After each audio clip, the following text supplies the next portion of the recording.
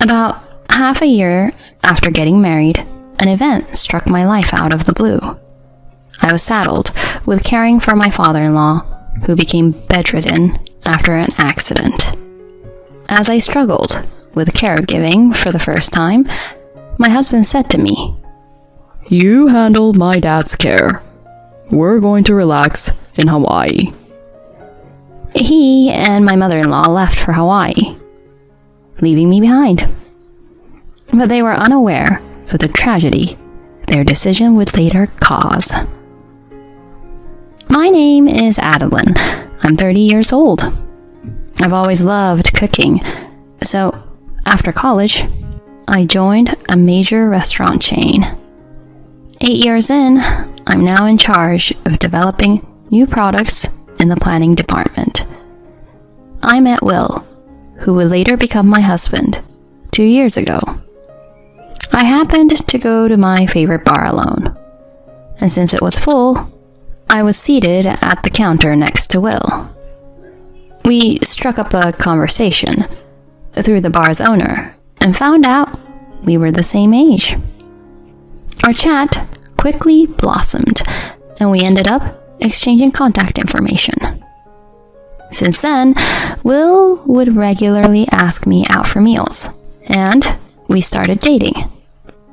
I found myself drawn to his bright and funny personality, and it seemed he felt the same. Our relationship naturally progressed, and after dating for a year, we tied the knot 6 months ago. Currently, we're enjoying newlywed life in an apartment halfway between our workplaces. Both of us working means sometimes skimping on housework, but he always said with a smile, "Don't worry about the housework being perfect. I'm happy just being with you, Adeline." I wish I had time to make a proper dinner, though. "Oh, it's fine. Just having dinner with the person I love is happiness enough for me. That's what I think." Thanks. You're always so kind, babe. Only to you, honey. I want to be super kind to the person I love. That makes me happy. I'm so glad I became your wife. Me too. Having a wife like you makes me super happy. Even half a year into our marriage, our relationship was so good that we could have such conversations. I thought our happy days would continue forever. But those happy days suddenly became out of reach. One day, when I came home from work, Will was already in the living room.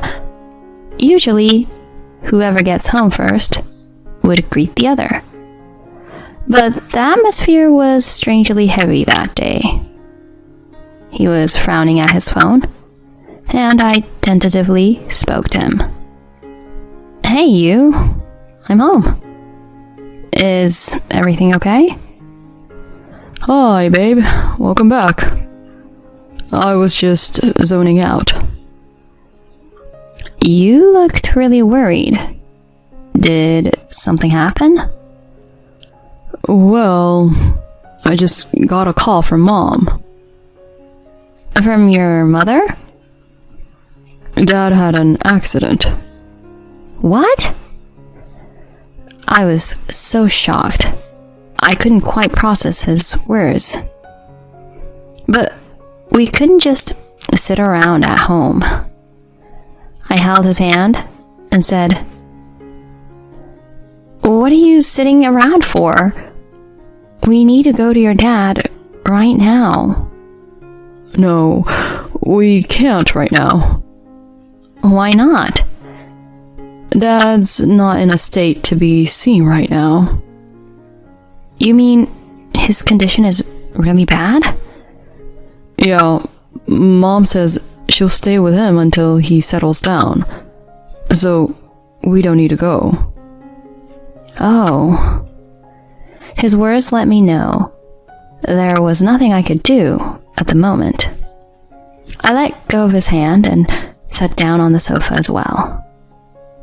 I hope he's okay. Will remained silent.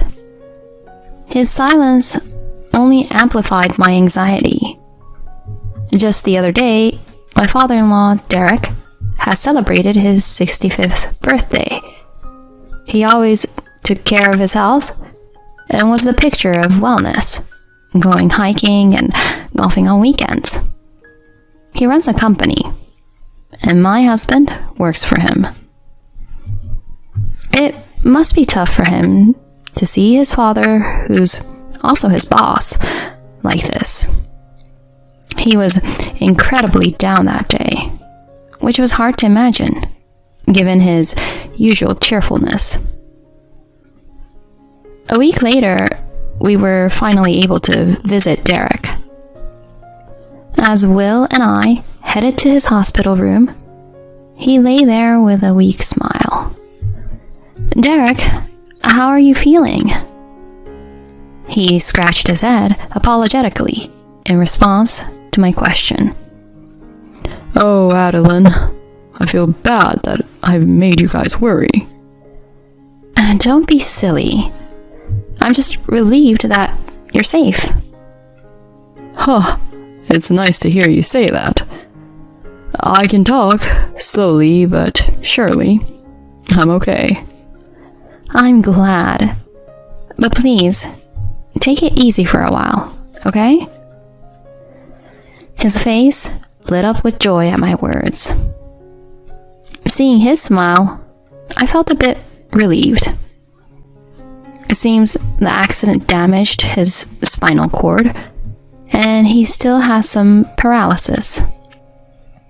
The plan for treatment is to stay in the hospital for about 2 months of rehab, and then see how things go. He'll need regular rehab after he's discharged. While he is away, Will take over as the acting president of the company. Although it's only temporary, the idea of my husband becoming the president feels strange. As I watched the guys talk, my mother-in-law Paulina appeared in the hospital room. She called me over to the corner of the room and spoke to me with a tone dripping with sarcasm. "Hey, Adeline. You do understand your place, don't you?" What do you mean? "Well, just because Will is becoming president doesn't mean you'll have it easy. Understand? Don't get too comfortable with him being in that position. Okay?" "There's no need to worry about that. I work and earn my own salary. Thank you." We'll see about that.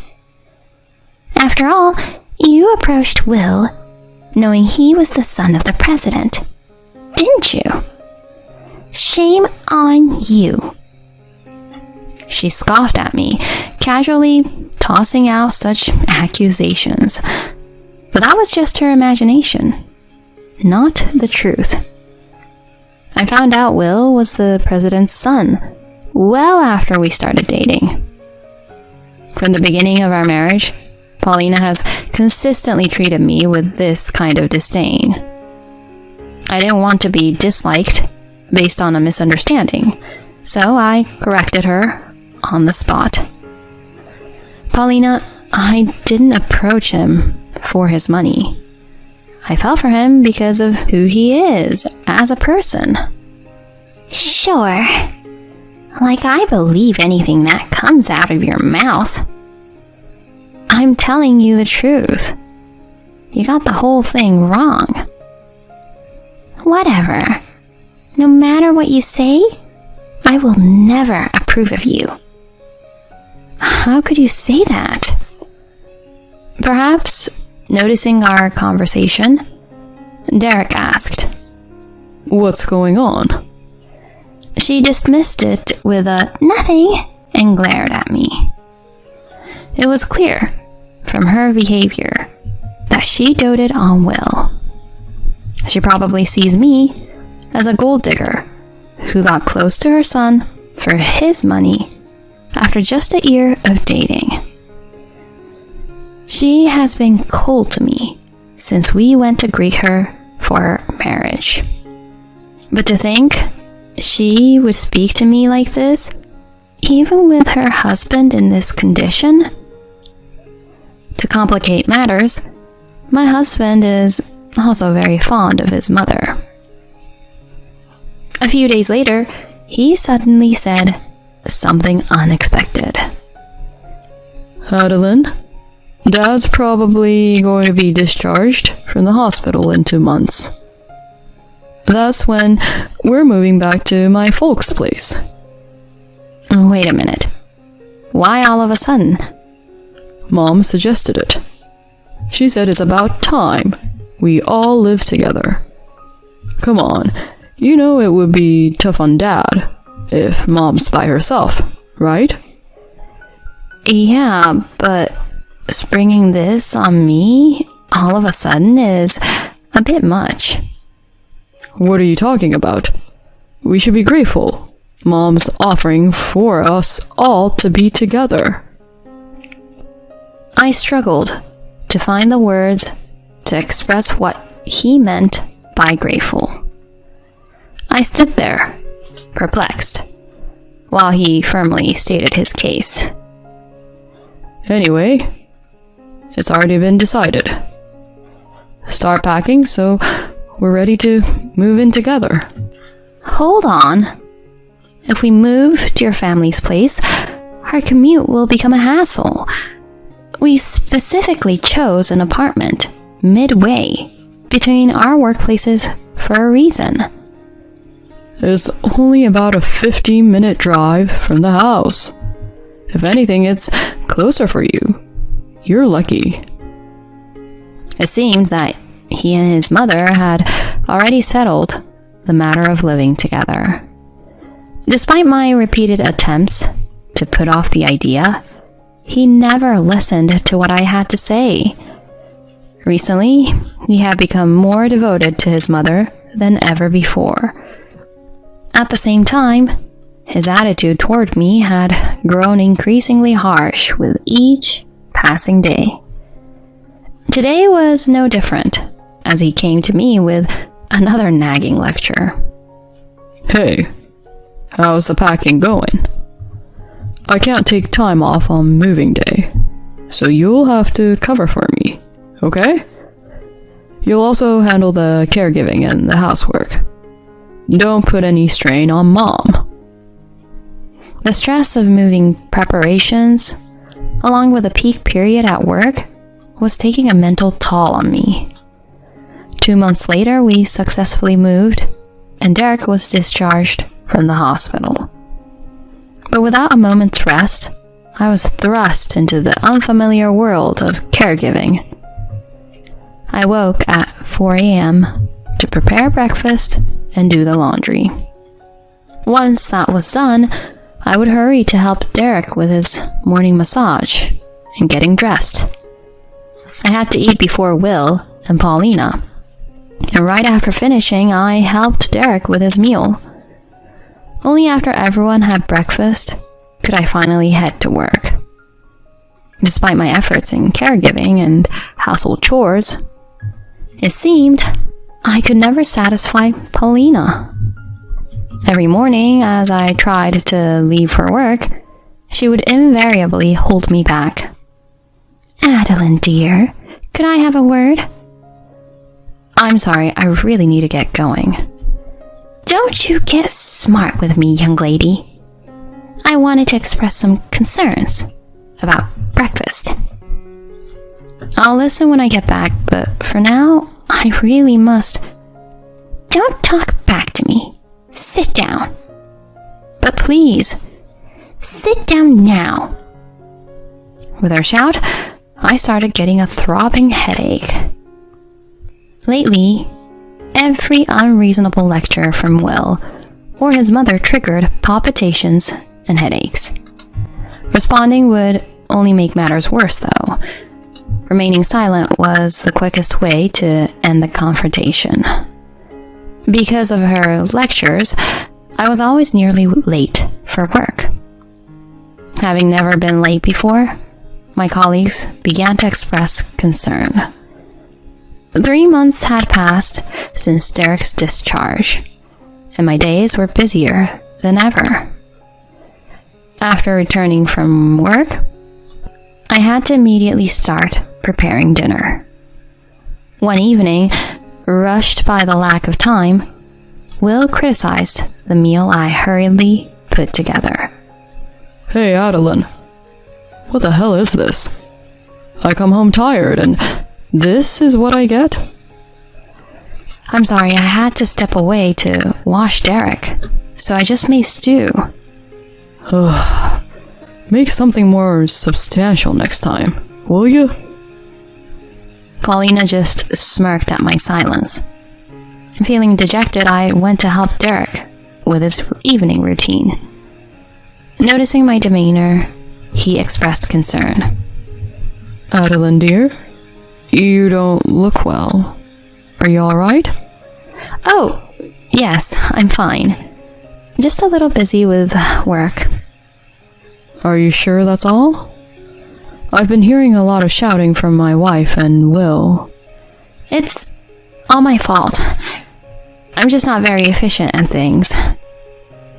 Well, I don't see it that way. To keep him from worrying, I forced the biggest smile I could manage and lied. Otherwise, I wouldn't have been able to keep it together. Honestly, I wanted to escape from here for so long. But now I kept thinking, what would happen to him if I left? With that thought, I just couldn't bring myself to abandon everything. As the end of the year approached, I got some time off from work, but that just meant I was stuck with more chores at home. It was on New Year's Eve that Paulina dropped a bombshell. Mom and I are going to Hawaii. What? Hawaii? Yeah, Mom and I have been planning this. Wait a minute. How can you even think of that with your dad in this condition? It's fine. You're here, right? You're off work. You can handle it. My husband and his mother had this smug look on their faces as they showed off their huge suitcases. They seemed to find my bewildered state amusing, barely holding back their laughter. On the day of the trip, as they were leaving the house, Will casually said, Take good care of Dad. We're going to chill in Hawaii. Good luck on your own. They laughed and closed the door behind them. That's when something inside me just snapped. Good luck? Take care of him? What is he even talking about? Why do I, the daughter-in-law, have to do everything by myself? That's it. When they get back, I'm definitely getting a divorce. I felt much better when I said that to myself, and I decided to devote myself to caring for Derek while they were gone. Since I was going to get a divorce anyway, I didn't bother with the housework. The next day, as usual, I prepared breakfast for Derek and took a towel and clothes to his room. That's when he greeted me with a smile. Happy New Year, Adeline. Happy New Year to you too, Derek. Where are Will and Paulina? It seemed like there was some trouble last night. They went on a trip to Hawaii. Hawaii? He asked, a look of confusion spreading across his face, followed by a deep sigh. I didn't know how to respond, so I stayed quiet. Then, unexpectedly, my bedridden father-in-law sat up. What in the world? Let's get started. Adeline, I owe you an apology. Wait. Are you sure you're okay? I've been able to get up by myself for a few days now. I was just waiting for the right time to show everyone. I never thought those two would give me such a perfect opportunity. What do you mean? Then he started to explain with a sly grin. Apparently he had been trying to do something about the situation where I was the only one being overworked. He'd asked his wife and son for help, but they completely ignored him. Moreover, he received a call from the company's executive vice president, reporting that my husband, who was acting as president, was doing whatever he wanted. It seemed likely that they used company funds for their trip. So, Derek got in touch with people at the company and had them monitor my husband's actions. It turned out that his work attitude was lazy, and the employees were all angry. Derek was planning to return as president after the new year, and my husband was going to be demoted back to a regular employee. But after this incident, Derek decided to fire him. Regarding the house, it was actually in my father-in-law's name. He'd made plans to change the locks while they were away, so when they returned, they wouldn't be able to get in.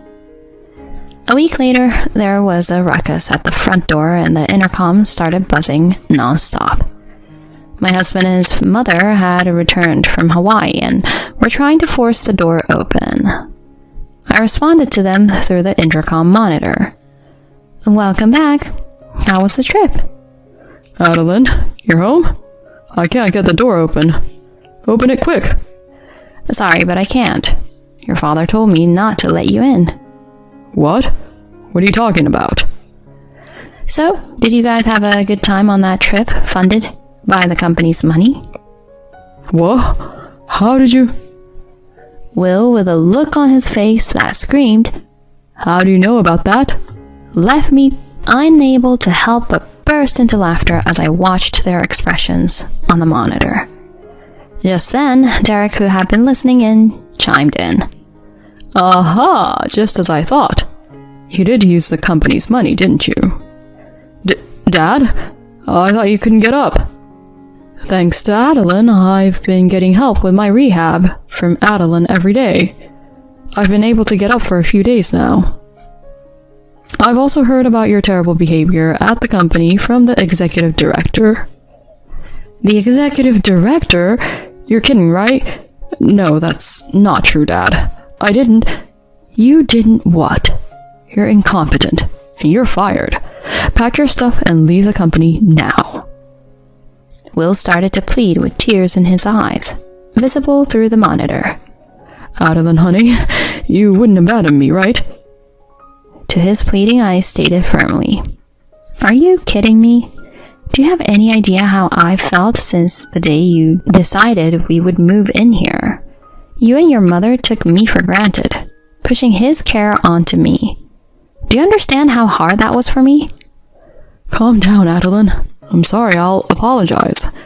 Your apologies are worthless. It became clear to me when you all left for that trip.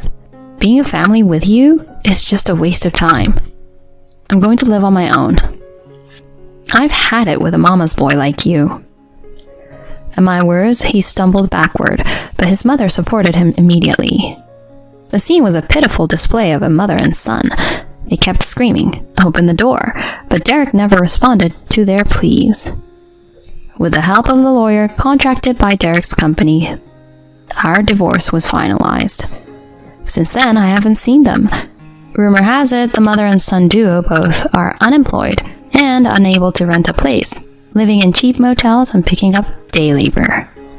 It's a far cry from their previous lives, but well-deserved punishment, if you ask me.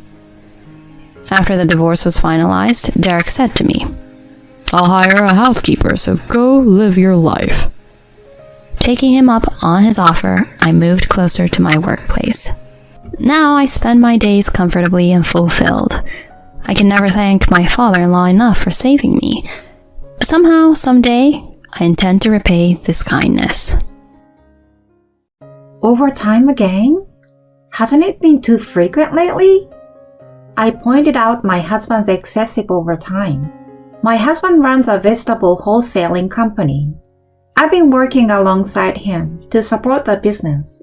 However, recently he had been working late into the night every day. I was concerned about his excessive overtime.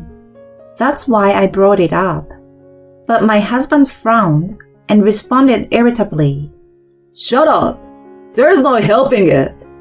The recent high prices are affecting us.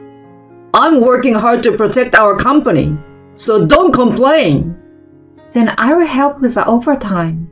When I suggested that, my husband widened his eyes and shook his head in a fluster. No, you should go home and rest. I'm enough by myself. I can concentrate better when I'm working alone. He spoke as if I were a hindrance, which secretly irritated me. But I heard that a business similar to ours fell victim to a robbery.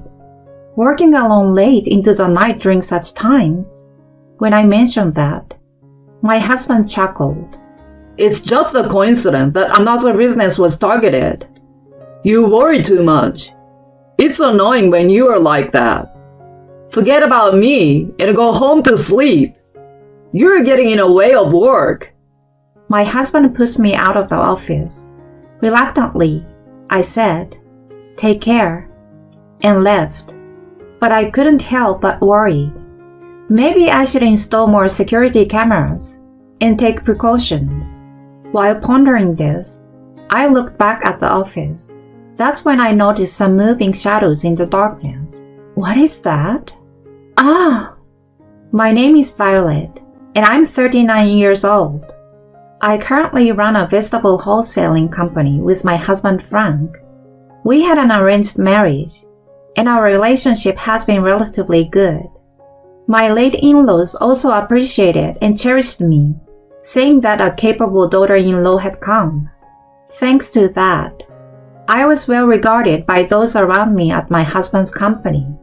After my father-in-law passed away, my mother-in-law and the board members had a discussion and decided to have my husband and me take over the company. There was a strong trust from the employees, and they would sometimes jokingly say things like, "As long as Violet is here, everything will be fine." Even after my mother-in-law passed away, my husband and I worked hard, even though we had our disagreements at times. On this day, I had been complaining to my husband when I arrived at work. Since my husband didn't help with household chores, I ended up expressing my discontent in a stern tone. In response, one of the employees jokingly remarked, "The president is completely under Violet's control, isn't he? I'm not really bossing him around. I'm just asking him to take out the trash before going to work. And putting socks in the washing machine without rolling them up is something obvious, right?" When I complained like that to the employees, my husband genuinely apologized. My bad. I sometimes forget. I will make sure to do it next time. "You always say that, but you never actually do it, right?" I replied with a sigh. I often complain about household matters and such, and perhaps it's because of these frequent exchanges that I've intentionally earned the reputation of being a controlling wife. However, when it comes to actual work, I intend to be aware of my place. I was serious about my work on the field, but I also provided strong support for my husband, who had a tendency to be easily swayed in his role as a company's president. Around the beginning of May, my husband informed me that he wanted to talk. In the office, he had an unusually serious expression on his face. "What's this talk about?" Actually, I'm thinking of hiring this person. There is a resume on the desk. The resume photo is of an attractive but somewhat listless-looking woman. Checking her background, she's 45 years old, the same age as my husband, and attended the same primary and middle schools. Do you happen to know her? Oh yes, she's Margaret. She's my childhood friend. I bumped into her the other day. She's a divorcee, and it seems she returned to her hometown with her child last month. She's a single mother, you see. She mentioned that she's been struggling to find a job and is having a hard time. I thought I would give her a helping hand due to our old friendship. I listened to my husband's words and offered my input. Looking at her background alone, she seemed like a suitable fit for our company. She seems to have some office experience from her temp jobs, and I believe she can do the job. What do you think? Well, I think it's a good idea. However, let's start her with warehouse work like the other new employees. I convey my thoughts, and my husband nods with relief. His childhood friend, who joined the company as a mid-career hire, quickly became friendly and familiar with her new colleagues. Looks like she will fit in well. That's good. I feel relieved observing Margaret's demeanor, but I was still troubled at the office. The reason for my concern was a recent impact of rising prices, which had been giving both sellers and buyers a headache. As I reviewed the financial records, a sigh escaped naturally. My husband had been working late at the company after employees had left quite often lately. Sometimes he even worked late into the next day. This had been going on for about a month, and I couldn't help but worry. More overtime? Isn't it getting excessive lately? I pointed out my husband's frequent overtime. However, he frowned deeply and responded with irritation. Shut up! There's nothing I can do about it. It's because of this inflation. I'm working hard to protect our company, so don't complain. He retorts with a raised voice. Lately, it seemed like he was getting more irritable and annoyed when I talked to him, possibly due to stress. Then maybe I should stay and help with the overtime. When I offered, my husband's eyes widened, and he shook his head in a fluster. No, really. You should go home and rest. I can manage on my own. I can concentrate better when working alone. It felt like he was implying that I was a hindrance when I was around. My husband disliked me staying for overtime. He believed that he could work more efficiently alone. But I heard recently that a similar business got robbed.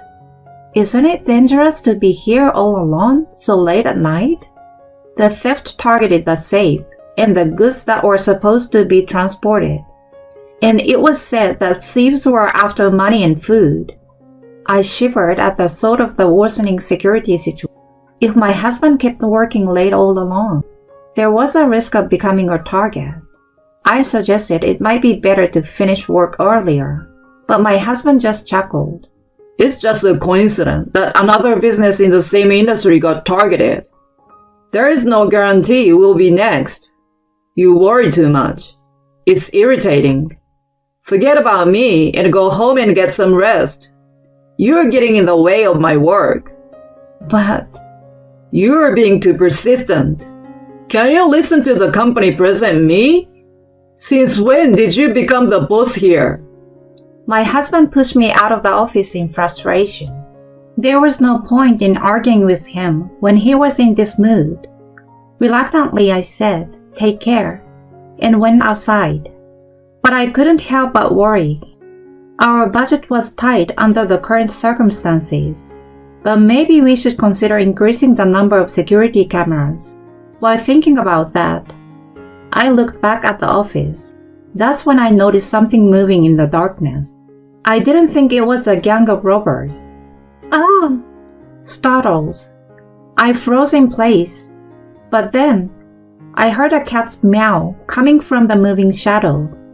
It was just a cat. It looked like a shadow of a person to me. It seemed like I had been on edge due to our earlier discussion about robbers. Relieved, I made my way home. The installation of the security cameras was scheduled when my husband was on a business trip. He would likely oppose it, so this was a convenient time. With the increased number of cameras, I felt a bit more at ease. A few days later, there was a personnel change for Margaret. My husband had mentioned that due to a shortage of staff, Margaret, who had office experience, would be transferred to an office position, and that decision had been officially made. I felt a bit uneasy about this sudden personnel change, but it was my husband's decision. I didn't plan to make a fuss about it. In reality, Margaret seems willing to take on overtime work, which my husband found helpful. It bothered me a little that my husband opposed me working overtime, but was fine with Margaret. Frank had mentioned that working with non-family members created a sense of professionalism and made it easier than working overtime as a couple. I tilted my head, observing my husband's behavior. On a certain day, for my husband's birthday, I was waiting at home with a few employees to surprise him. Hearing it was a surprise party, even people from the same industry like my Uncle Milton, who was my father-in-law's brother, and executives from our regular clients came over. We used to have surprise parties like this quite often in the past. Every time, my husband would be surprised, but also very happy. This month, with the efforts of all our employees, we finally started making a little profit. I thought it was a good time for a somewhat grand party. Today, I had confirmed that my husband didn't have too much work, but he still hadn't come back. I apologized for keeping everyone waiting. I told him to come back as early as possible today. Well, if he's busy, there's nothing we can do. He will be back soon. Despite what my uncle said, there was no sign of my husband returning. I called him several times, but he didn't answer. Is he taking too long? The robber hasn't been caught yet, and I'm starting to worry. A sense of uneasy crossed my mind. Concerned, I remembered that I could check the footage from the security cameras I had recently installed using my smartphone. When I did, what is this? I stood there pale, shocked, and my employees looked at my phone in surprise. On my smartphone, there was a video of my husband engaged in an affair in his office. Upon closer inspection, it appeared that his affair partner was none other than Margaret. What's going on here? Even Milton, who was known for being devoted to his wife, looked disgusted, as if he was watching something filthy. This must be some kind of mistake. In a rush to remain calm, I accidentally turned up the volume on my phone. The indecent sounds of my husband and his affair partner filled the room, and his infidelity was inadvertently exposed to the employees and important clients. Everyone stood there, their faces drained of color, at a loss for words. In this situation, there was no room for a surprise party. We decided to call it a night. The next morning, my husband came home late, and when I asked him what had happened, he casually replied, I was out with Milton, and we were drinking late, and he let me stay over. Oh, with Milton, you say? Well, Milton was at our house last night. Anger welled up inside me as my husband told that blatant lie. It seemed that he had been lying about working late for a while now. Frank wanted to get me out of the office as quickly as possible because he wanted to meet with Margaret. I was in the way. I can't forgive him. Just watch. I've had enough. I hired a private detective to investigate the affair, and I had my employees look into Margaret's behavior at work. It turned out that she had been slacking off, arriving late, and there were even reports of her engaging in romantic behavior with my husband when they thought nobody was watching. Apparently, they thought no one at the company had noticed. What's more, that mew I heard outside the office, which I thought was a cat, it turns out it wasn't a cat at all. Margaret was imitating a cat to cover up her secret meetings with my husband. An employee who was still at the scene witnessed it all. The employee who witnessed the affair couldn't bring themselves to speak to me, probably out of concern. Finally, I handed the detective agency's report to my husband when he returned from work. What on earth is this? You were having an affair with Margaret, weren't you? You traitor! You're the worst! What? Why the sudden outburst? At first, my husband seemed shaken with a pale face, but he started to become more defiant when he realized he couldn't escape. Well, if I've been caught, there's no helping it. Yeah, that's right. Margaret, who is prettier than you and easier to get along with, is more appealing. You make it sound like it was all my fault in the first place, but it was you yourself who caused me to cheat on you. I'm sick and tired of your constant nagging. He began shifting the blame for his affair onto me, saying that it was my fault due to my nagging. I couldn't help but be infuriated by that. Don't blame others. The fact that you have a gullible personality is a root cause, isn't it? Shut up! It's because of your nagging that I got sick of it. If you have a problem, I will divorce you right now. I will even fire you from the company. My husband became angry and threatened to divorce and fire me. Fine, understood. I had been prepared for such words and had already packed my belongings. With only the essentials, I left the house and moved to a hotel. A week later, I was awakened by a barrage of phone calls from my husband. I ignored the call, but it persisted, so I had no choice but to answer it. And my husband sounded impatient over the phone. Hey, what's going on here? All the employees have quit. Is this your doing? I haven't done anything. It's entirely the employees' decision. They can't follow you anymore. So I've already arranged jobs for them at Milton's company. My husband was left speechless by my words. It appears that the employees noticed Margaret, who was initially a friendly and hardworking person, undergo a drastic change in attitude since the time my husband started having an affair. They seems to be harboring resentment toward my husband for being aware of her deteriorating work attitude and silently tolerating it. The strain from work had taken its toll, and the employees couldn't bear it any longer.